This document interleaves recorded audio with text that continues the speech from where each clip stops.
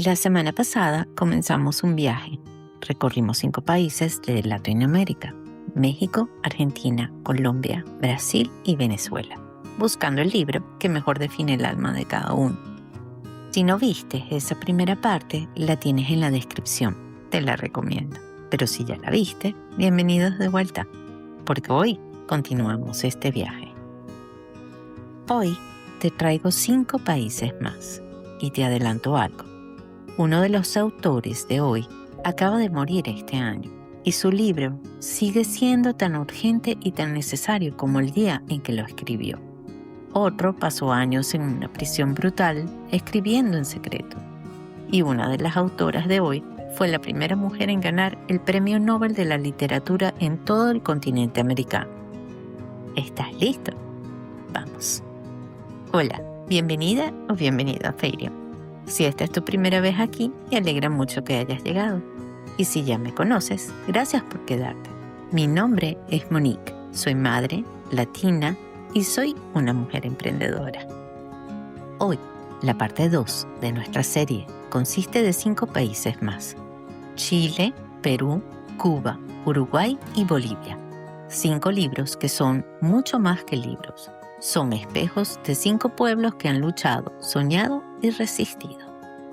Entonces, empecemos.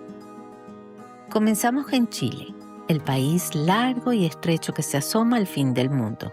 Y su libro no es de un hombre, es de una mujer. Una mujer que escribió su primera novela como una carta.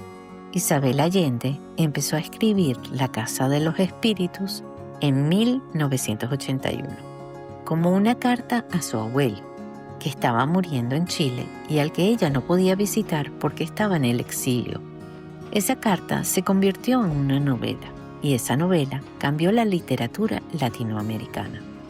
La Casa de los Espíritus narra 4 generaciones de la familia Ruevazo, a través de la historia de Chile, desde los tiempos del campo tradicional hasta el golpe militar de 1973. Es una novela de mujeres fuertes, de amor que trasciende a la muerte, de magia que convive con la brutalidad de la historia. Isabel Allende ha sido llamada la autora de la lengua española más leída en el mundo. Y todo comenzó con esa carta a su abuelo moribundo. Hay algo muy hermoso en eso. El amor más profundo a veces se convierte en el arte más grande. Isabel Allende nos decía: tenía la cabeza llena de ideas que jumías como pájaros enjaulados, cada una tratando de escapar primero.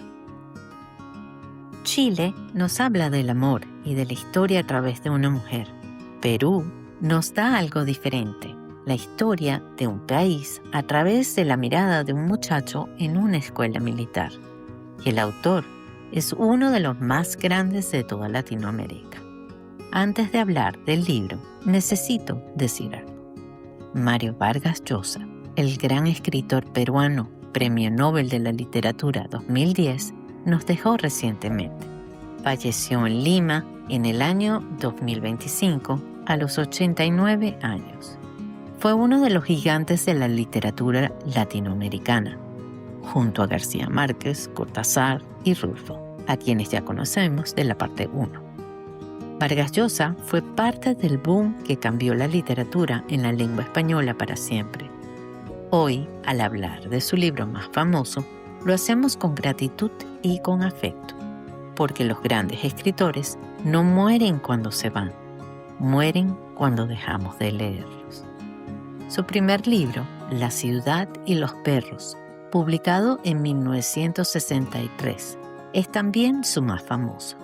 Está ambientado en el Colegio Militar Leoncio Prado de Lima, donde el propio Vargas Llosa estudió de niño. Es una novela sobre la violencia, la corrupción y la masculinidad tóxica dentro de un sistema que supuestamente forma héroes. Sobre cómo los jóvenes aprenden a sobrevivir en ambientes brutales y cómo esa brutalidad se convierte en cultura. Cuando se publicó, el ejército peruano quemó públicamente 1000 ejemplares del libro.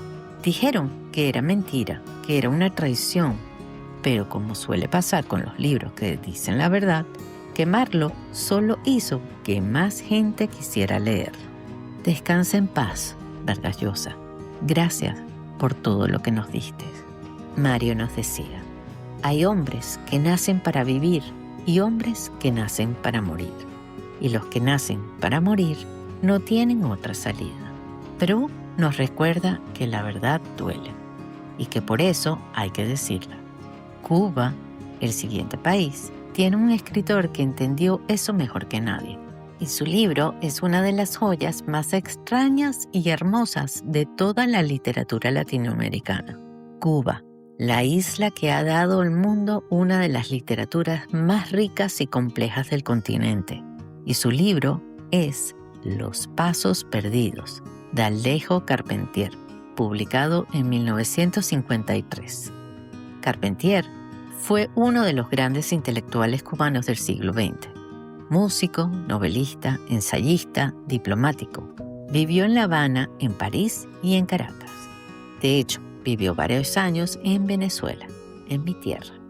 Los Pasos Perdidos narra la historia de un compositor que vive en Nueva York, atrapado en una vida vacía y moderna, que viajaba a la selva del río Orinoco, sí, el río Orinoco venezolano, buscando instrumentos musicales primitivos.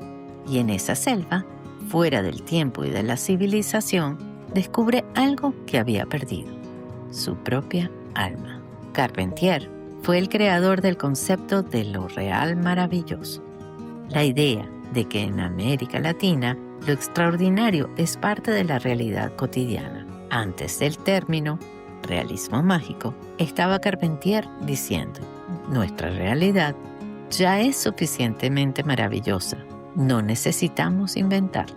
Carpentier nos decía, el hombre no sabe lo que tiene hasta que lo pierde. Y a veces solo la selva le devuelve lo que la ciudad le robó. Cuba nos lleva al origen de todo. Uruguay, el siguiente país, nos trae de vuelta a la ciudad, pero con el corazón lleno de ternura. Su escritor es uno de los poetas del amor más queridos de toda Latinoamérica. Uruguay es el país pequeño entre dos gigantes, Argentina y Brasil, que ha producido una literatura inmensa, profunda y extraordinariamente humana. Su libro es La Tregua, de Mario Benedetti, publicado en 1960. Una novela escrita en forma de diario, íntima, sencilla y devastadoramente honesta. El protagonista es Martín Santomé, un hombre de 49 años que trabaja toda su vida en una oficina esperando jubilarse. Un hombre que cree que su historia ya terminó y entonces llega Laura, una compañera de trabajo mucho más joven. Y el amor, ese amor inesperado e imposible, llega cuando ya no lo esperaba. La Tregua fue traducida a 19 idiomas. Se convirtió en película, en canciones y en algo que millones de personas sintieron como propio, porque habla de algo universal: la soledad, el amor tardío, la esperanza que llega cuando ya no la buscamos. Benedetti fue exiliado de Uruguay por la dictadura en los años 70. Vivió en Cuba, en Perú y en España, lejos de su país. Y sin embargo, cada línea que escribió se refiere a Montevideo, a esas calles, a esas oficinas, esas tardes de lluvia del Río de la Plata. Benedetti nos dice, uno no siempre sabe cuándo empieza a querer a alguien, pero siempre sabe con dolorosa certeza cuando ese amor ha llegado demasiado tarde o demasiado pronto. Uruguay nos da el amor más humano y más honesto. Y llegamos al último país de hoy, Bolivia, un país de montañas y pueblos originarios, cuyo libro más importante es también una de las primeras voces indígenas en toda la literatura latinoamericana. Bolivia, el país del altiplano, del lago Titicaca, de una de las culturas más antiguas de Latinoamérica. Un país que durante siglos fue silenciado, colonizado, explotado, y cuya literatura nació en gran parte como un grito de protesta.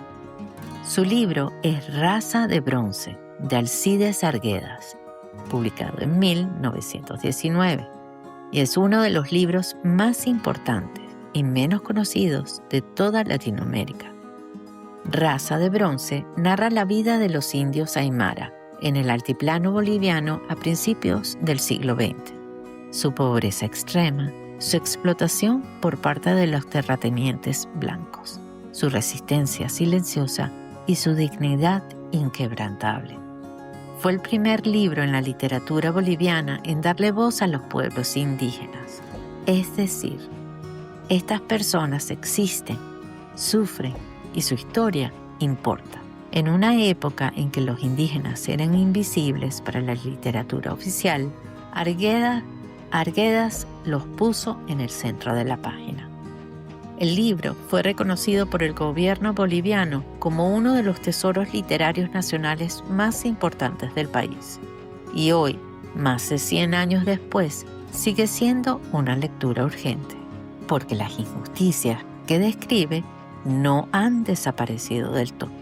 Arguedas nos dice: la tierra no pertenece a quien la posee, sino a quien la trabaja y la ama. 5 países más, 5 libros, 5 almas distintas. Chile nos da el amor que trasciende en el exilio y la muerte en la casa de los espíritus. Perú nos recuerda que la verdad duele y que por eso hay que decirla. Cuba nos lleva al corazón de la selva a buscar lo que la modernidad nos robó. Uruguay nos da el amor más honesto y más humano que jamás hemos leído. Y Bolivia nos grita desde el altiplano que las voces silenciadas siempre encuentran la manera de ser escuchadas. 10 países en total hasta ahora, 10 libros, 10 espejos y aún nos quedan más en la parte 3. ¿Cuál de estos 5 libros, de estos 5 países, sientes más cerca? ¿Y cuál de estos libros quieres leer primero? Cuéntamelo en los comentarios, me encantaría leerlos. Y si quieres encontrar alguno de estos libros en excelente estado, te espero en feiriam.com, mi librería en línea. Tenemos libros usados, seleccionados con cuidados, listos para comenzar su propia historia contigo. La próxima semana, en la parte 3, los siguientes 5 países de nuestra serie. Hay un país cuyo libro más famoso fue escrito por una mujer que nunca en su vida salió de su propio pueblo. Y hay otro país cuyo autor ganó el Premio Nobel de la Literatura, siendo el único en toda la historia de su país.